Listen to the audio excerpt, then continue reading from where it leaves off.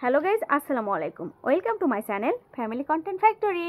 আবারও নতুন একটি ভিডিও নিয়ে হাজির হলাম আপনাদের মাঝে। এই তো গাইজ, আমি আবার চলে আইছি যশোরের ভাষায় রেসিপি দেওয়ার জন্য। তো এই যে এখানে আন্টি আর সিঙ্গারার যে ডোটা হবে সেটা তৈরি করতেছে, আর পাশে আমার বোন আলুগুলো ছোট ছোট করে কুচি কুচি করে কাটতেছে সিঙ্গারার পুরির জন্য।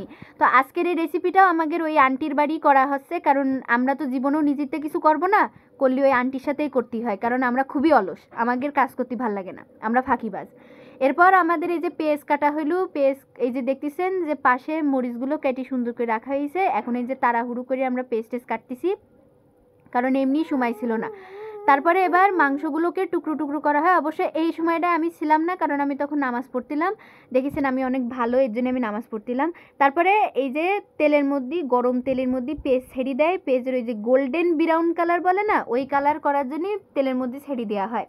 তারপর এর মধ্যে দেয় রসুনের পেস্টটা দেওয়ার পরে এর মধ্যে দেওয়া হয় টমেটো পেস্ট দিয়ে সুন্দর করে একটা কালার আসে, দেখতেই পাচ্ছেন কালারটা কিন্তু খুব সুন্দর। তারপরে মরিচ দেওয়া হয়, মরিচ দিয়ে ভালো করে সেটারে ভাজা হয়, মানে কালার করে সুন্দর একটা কালার এসে যায়, দেখতেই পাচ্ছেন।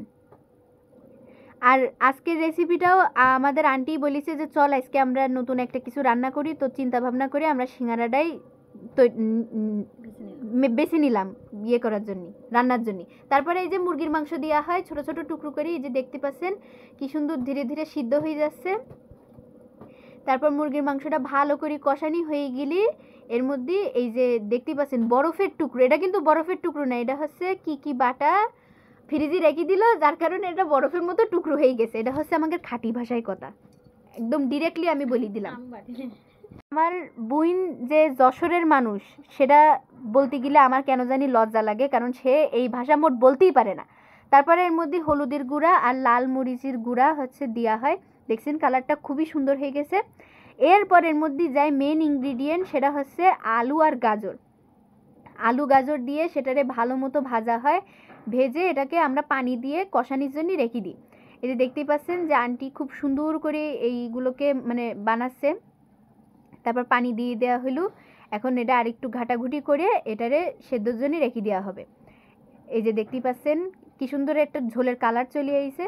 আর এইদিকে আন্টি ওই যে ডোটা বানাইলো, এটারে আরেকটু হচ্ছে ঘুষাঘুষি করলে যাতে ডোটা আরেকটু ভালো হয়ে যায়। তার আমার বোন আবার এইদিকে হচ্ছে একটু তেল লাগাই দিচ্ছে যাতে ডোটা একটু নরম হয়। তারপরে এই যে আন্টি, আমি তখন এই পাশে চলে আসি। তারপর আন্টি গোল করে রুটিটারে কেটে দেয়, রুটি বেলার পরে ওটারে চারকোনায় ভাগ করে দেয়, ভাগ করে এবার আমাদের শিখায় দেয় যে কিভাবে সিঙ্গারার পুর করতে হবে। আমি দেখতেই পাচ্ছেন কি সুন্দর করে আমি সহজে পেরিয়ে গেছি, কিন্তু আমার বোন এদিকে একটা প্যাকেট মুড়ানি দিচ্ছে আর কিচ্ছু না।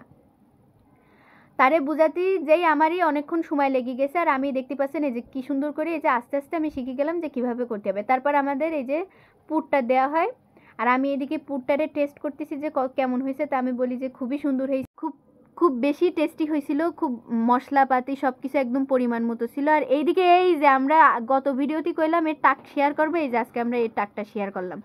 আর আমি এদিকে আন্টিরে বলতিলাম যে আন্টি এর ভিতরে কী কী দিয়েছেন, কারণ আমি তো ছিলাম না, তাই আন্টি আমারে বলছিল যে এর মধ্যে এটা করে দেওয়া হয়েছে। তারপরে এই যে আমরা সবাই মিলি সিঙ্গারার পুর দিয়ে ওইটারে সুন্দর করে প্যাকেট করি আমরা বানানি শুরু করে দিছি। কিন্তু এই রেসিপিতে আমার বোন দেশে ফাঁকি, কারণ তার মানে আমার দুলাভাই চলে আসার কারণে সে উপরে চলে আসে। সে বলিল যে সে আবার নিচে যাবে, কিন্তু সে আর নিচে যায়নি, সে কোনো রকম ফাঁকি দিয়ে চলে এসেছে। তো সম্পূর্ণ কষ্টই আমি করেছি আর আন্টি করেছি, এই তো ক্রেডিট অবশ্যই আমরা পাবো। তারপরে এই যে দেখছেন তেলের মধ্যে এটা ভাজি দেওয়া হলো, দেখেন কি সুন্দর একটা গোল্ডেন ব্রাউন কালার চলে এসেছে। সিঙ্গারাটা কিন্তু মাশাল্লাহ অনেক মজা হইলো, আমরা সবাই খেয়ে খুব মজা পাইছি। দেখতে কিন্তু দোকানের মতো হয়নি, কারণ এটা আমরা ঘরোয়াভাবে করেছি, ঘরোয়াভাবে ময়দা দিয়ে করেছি, কিন্তু খেতে কিন্তু খুব সুন্দর হইলো। আমরা খুবই মজা করে খাইছি, খুব এনজয় করেছি এটা খাতে যেই কি। আর এবার আগামীবার যখন আমরা চেষ্টা করব যে এই সিঙ্গারা বানানোর জন্য, তখন চেষ্টা করব একদম দোকানের মতো করে করার। অবশ্য দোকানের চেয়ে আমাকে সিঙ্গারা মজা হয়েছে এটা আমরা বলবো, গর্ব করে বলবো।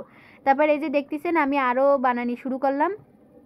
এরপরে আমরা সবাই আস্তে ধীরে সব এই টিয়ে বানিয়ে আন্টি বেশ অনেকগুলো বানাইলো, আমরাও অনেকগুলো খাইছিলাম। আর কিছু কিছু তিনি ফ্রিজ করে রেখে দিয়েছে। আপনারাও এই সিঙ্গারার রেসিপিটা যদি বাসায় ট্রাই করেন, আপনারাও অনেক দিন হচ্ছে ফ্রিজ করে রেখে দিতে পারবেন, যখন মন চাবে একটু বের করি তেলের মধ্যে ভেজে খেয়ে ফেলাতে পারবেন। আর আমি এখানে এখনও ওই সেই সিঙ্গারার পুর দিয়ে এটা বানানি শুরু করে দিছি। পুরটাও খুব মজা হয়েছিল, আর যেহেতু প্যাকেটটা ময়দা ছিল এজন্যই ওইটা খুব ক্রিস্পি হয়েছিল আর খুব মজা লাগছিল খাতি। আমরা এবার দিনও আবার চেষ্টা করব যে সিঙ্গারাটা আবার বানানি। দেখেছেন আমি কত কষ্ট করতেছি, কিন্তু আমার বোন কি করতেছে। আজকের ভিডিওটি এই পর্যন্ত। আল্লাহ হাফেজ। আমাদের পাশে থাকবেন, সাথে থাকবেন।